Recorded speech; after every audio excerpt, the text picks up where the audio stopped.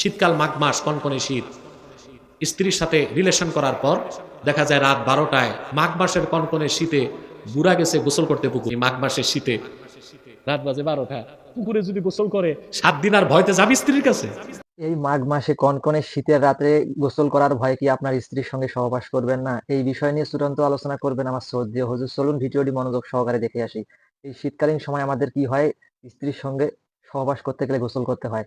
কতক্ষণ অবধি আমরা গোসল না করে শুয়ে থাকতে পারবো সহবাস করে? এই বিষয়ে চূড়ান্ত আলোচনা করা হবে আজকের ভিডিওতে। শীতকাল, মাঘ মাস, কনকনে শীত। স্ত্রীর সাথে রিলেশন করার পর দেখা যায় রাত 12টায়, মাঘ মাসের কনকনে শীতে বুড়া গেছে গোসল করতে পুকুরে। কে কইছে এই কষ্ট করতে? এই মাঘ মাসের শীতে রাত বাজে 12টা, পুকুরে যদি গোসল করে 7 দিন আর ভয়তে যাবি স্ত্রীর কাছে? কথা বলে। আরে ভাই, আপনার সাথে সাথে গোসল ফরজ না, আপনার উপর কখন গোসল ফরজ? এখন আপনাদের মধ্যে একটা ভুল মাসালা আছে, বলে দিব। আপনারা যখন বিয়ে শাদী করেন স্ত্রীর কাছে যান, হ্যাঁ? আরে ভাই যান তো, লজ্জা পান কেন? যান না? এখন গোসল ফরজ হয় না? তা আপনারা মনে করেন আপনারা নাপাক হয়ে গেছেন, তাই মনে করেন? দেখছি শতকরা 88 জন বক্তা ওয়াজে বসে এই কথাই কয়, যখন বিবির কাছে যাবেন গোসল ফরজ হবে, নাপাক থাকবেন, নামাজ পড়বেন না। আরে ভাই, মুমিন তো কখনোই নাপাক হয় না, তো বিবির কাছে গেলে কেমনে নাপাক হয়? এটা একটা প্রশ্ন। কথা বলেন, আপনাদের মনে জাগছে এটা? মুমিন কখনো নাপাক হয় না যতক্ষণ ঈমান আছে। কাফের কখনো পাক হয় না যতক্ষণ ঈমান আসবে না তার অন্তরে। সুবহানাল্লাহ। তা আপনি যখন স্ত্রীর কাছে যান, ফিজিক্যাল রিলেশন হয়, আপনি নাপাক হন না, আপনি হন জুনুব। কি হন? অর্থাৎ আপনার উপর গোসল ফরজ। গোসল ফরজ হওয়ার মানে এই না যে আপনি নাপাক। আপনার উপর কি গোসল কি? তাই নাপাক বলবেন? বলবেন জুনুবি।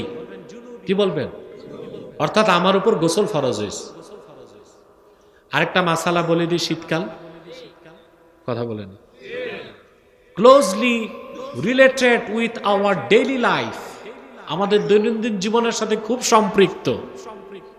শীতকাল, মাঘ মাস, কনকনে শীত। স্ত্রীর সাথে রিলেশন করার পর দেখা যায় রাত 12টায়, মাঘ মাসের কনকনে শীতে বুড়া গেছে গোসল করতে পুকুরে।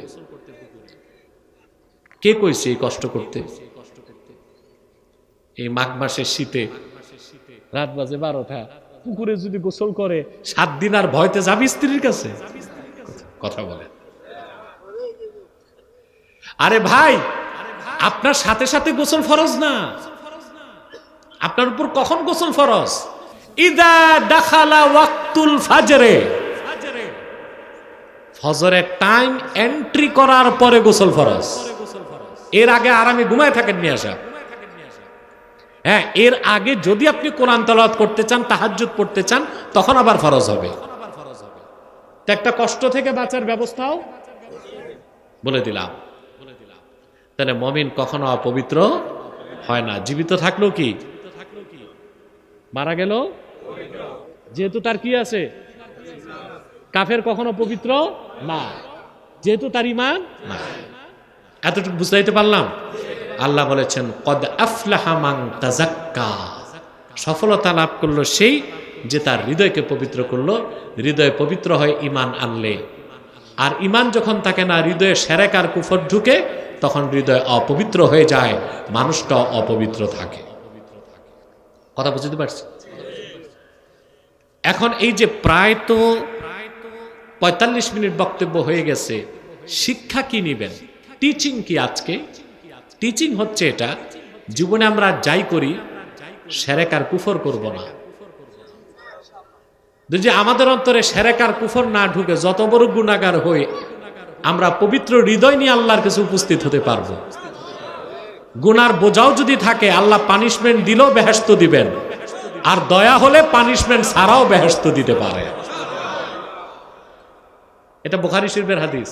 আল্লাহর হাবিব সাল্লাল্লাহু আলাইহি ওয়াসাল্লাম ইরশাদ করেছেন, আমার উম্মতের কোন ব্যক্তি যদি শিরক আর কুফর না করে, শিরক কুফর যত গুনাহ থাক, ইনশাআ আকাবাহু ফাহুয়া ইলাল্লাহ ইনশাআ আফা আনহু ওয়া ইনশাআ আকাবাহু। বুখারী শরীফ কিতাবুল ঈমান এই হাদিস এসেছে, কোন বান্দা যদি শিরক আর কুফর না করে, এটা আল্লাহর ইখতিয়ার। ইচ্ছে করলে আল্লাহ তারে শাস্তি দিবেন, ইচ্ছে করলে শাস্তি ছাড়াই বেহেশত দিবেন। তো আপনারা বুঝতেই পারছেন আজকের ভিডিওটা কিরকম হয়ে গেল। তো আপনারা যারা পুরো ভিডিওটি দেখেছেন তারা তো অবশ্যই বুঝে গেছেন, আর যারা স্কিপ করেছেন তারা তো কিছুই বোঝেননি। আপনার স্ত্রীর সঙ্গে সহবাস করার পরেও আপনি ঘুমিয়ে থাকতে পারবেন। আপনার জন্য গোসল ফরজ হবে কোন সময়? আপনি যখন নামাজ পড়তে যাবেন তার আগে আপনার গোসলটা ফরজ হবে। আপনি গোসল করে নামাজ পড়তে যাবেন। যারা এই পুষ মাসের দিনে স্ত্রীর সঙ্গে থাকতে বেশি বেশি ভয় পাচ্ছে তাদের কাছে বিশেষ করে ভিডিওটি শেয়ার দিয়ে দিবেন। এতক্ষণ অবধি ভিডিওটি দেখার জন্য আপনাকে অসংখ্য ধন্যবাদ।